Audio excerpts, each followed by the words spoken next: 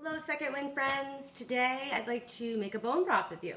We're going to start out with some beautiful bones that I got out of our freezer. Knuckle bones and shank bones.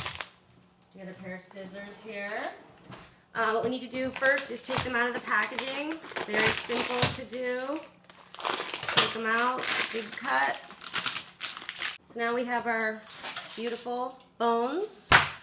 Got the salt and pepper here. We're going to go to town with it.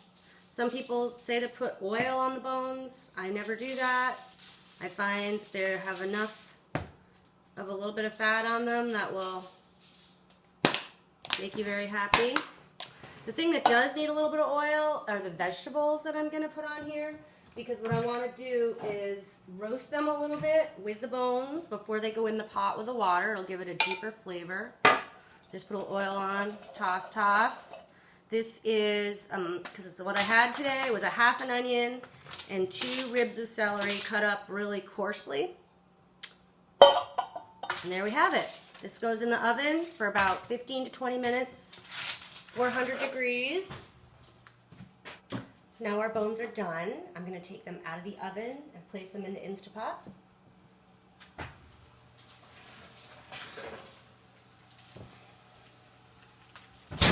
So you can see they're beautiful, they're steaming, they smell so yummy. Wish we could eat them now, but it's not what we're here for. So these bones are a little tipsy, so you have to kind of make sure you can really grab them with your tongs.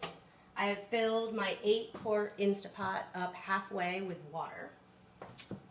And I'm going to place the bones inside.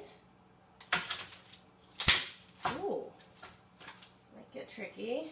So now the bones are in the Instant Pot, and I'm going to add the magic ingredient, which is apple cider vinegar. Give it a shake. You want the best kind, raw, organic, and I just go 1, 2. That's what I do. Usually works great. Now we'll set the Instant Pot up for its cook time. Cover on, make sure it's not unventing, push the soup broth button, and we're done. 2.5 hours, we'll come back and do part 3. Hi Second Wind Farm friends, my broth is done. The Instapot did a great job, and I'm finally back here after a day on the farm. And what I like to do is let it cool, so I turned it off before dinner. We had dinner.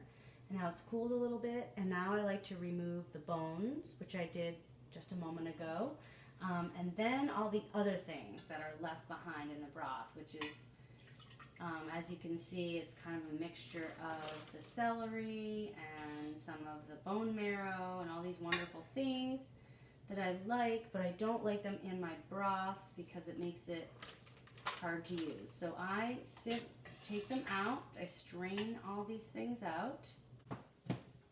So now our broth has been refrigerated, and it is looking very different than it was before. There is a thick coating of the fats that have risen to the top and have turned into a thick, it's almost like a cheese-like film.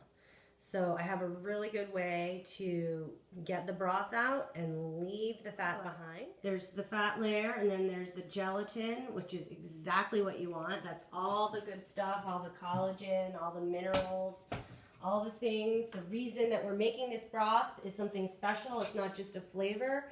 It's to really help boost your health. You can tell I've been doing this well. So this is what I'm taking off. This is it. It's like pizza. This is what we're left with, sort of a gelatinous broth. It's concentrated. So a lot of times when I cook with it, I will put some water in with it or reconstitute it. I use it for soups. French onion soup is one of my favorite soups to use it for. I also made some really good sort of Vietnamese style soups. Okay, so now what I do is I package it up. So this is a big giant ball jar. I'm going to put my broth in there. It's all nice and chunky. That's lovely. That's what you want. I lost some on the side there.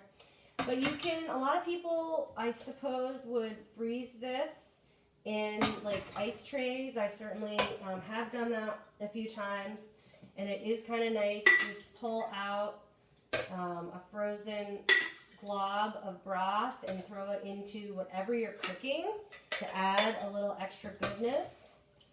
I recommend packaging it up how you want it to be used right away. Otherwise, I have had problems where I put this whole thing in a big container and it sits in my fridge for a week, and then I'm like, oh crap, I don't want to throw away this beautiful broth, but it's been in there a while. So you want to package it and freeze it, or package it in a way that you can use it on a daily basis, because it's awesome. And in the winter, you really appreciate the warmth and the goodness.